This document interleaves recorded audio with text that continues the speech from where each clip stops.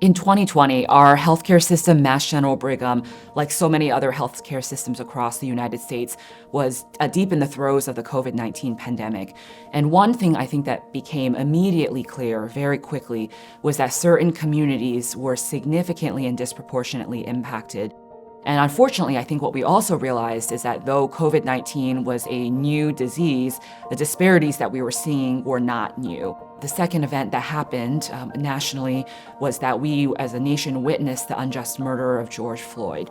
And that really sparked a reckoning in many people in many health systems about just how deeply embedded structural racism is in our very social fabric. Those two factors coupled together led in 2020 to Mass General Brigham launching what we're now calling our United Against Racism campaign. We realized that data alone is not enough to address structural determinants of health, structural racism. So as part of our United Against Racism work, we have hired community health workers to staff those United Against Racism clinics. They bring cultural sensitivity, they bring language concordance, which is so critical, as we know, for health outcomes. I think if we can ground ourselves in health equity at the very center of what we do, then making a business case becomes more straightforward because these efforts, social determinants, addressing upstream determinants of health, become very clearly linked. That ultimately we will be building stronger communities, stronger health systems, and as opposed to playing catch up and acting in a reactive way